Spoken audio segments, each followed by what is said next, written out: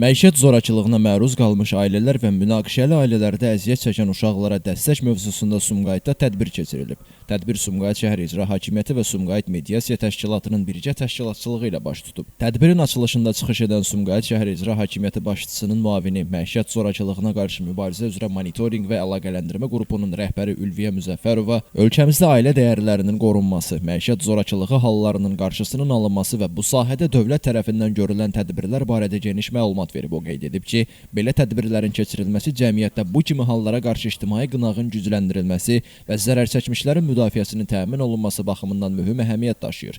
Daha sonra çıxış edən Sumqayıt Mediasiya Təşkilatının rəhbəri Etibar Həsənov, mediasiya proseslərinin ailə-daxili münaqişələrin dinc və hüquqi yolla həllindəki rolunu vurğulayıb. O, münaqişəli ailələrdə uşaqların psixoloji sağlamlığının qorunmasının vacibliyinə toxunaraq, bu istiqamətdə həyata keçirilən layihələr barədə tədbir iştirakçılarını məlumatlandırıb. Sumqayıt Şəhər Polis İdarəsinin yetkinlik yaşına çatmayanlarla profilaktik iş üzrə bölməsinin rəisi Azər Bağurov isə çıxışında uşaqlara qarşı zorakılıq halları, onların aşkarlanması və qarşısının alınması istiqamətində hüquq mühafizə orqanlarının gördüyü tədbirlərdən danışıb. Sumqayıt Tibb Mərkəzinin direktor müavini İlkin Namazov valideyn məsuliyyəti və ictimai nəzarətin gücləndirilməsinin vacibliyini vurğulayıb.